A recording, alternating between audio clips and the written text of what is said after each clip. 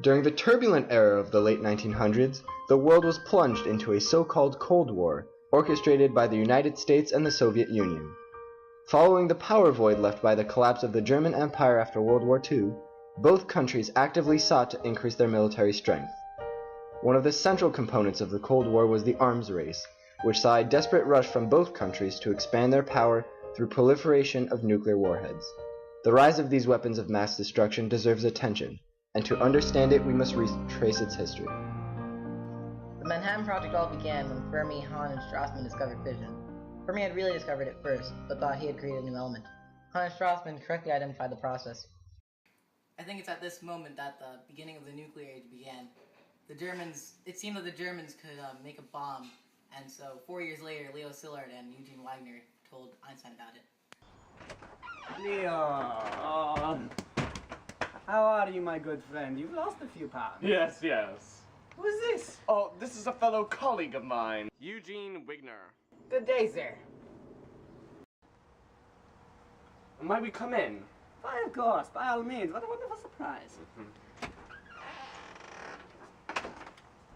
Would you like me to get some tea going? No, actually, we have to talk to you about a very important matter. Oh, what is it? Are you alone? Yes. Is that important, Leo?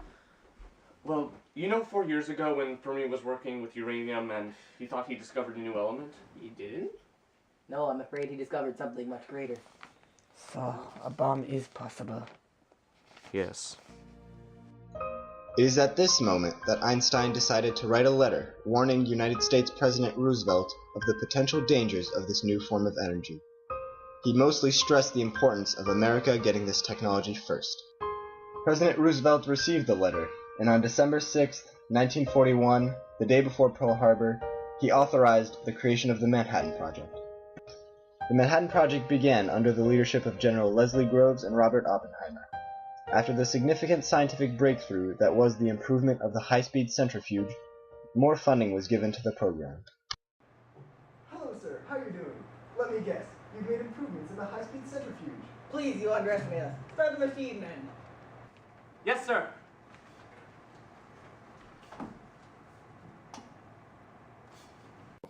After they made a breakthrough, Roosevelt decided to move the project to New Mexico and give it more funding. And that's when they started bomb testing.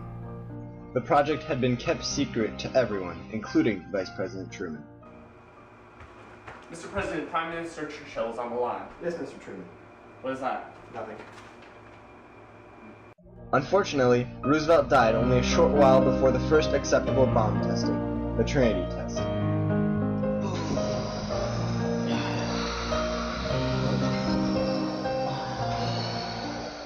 I want to show you this as soon as possible. After Roosevelt's death, President Truman gained access to all the confidential files.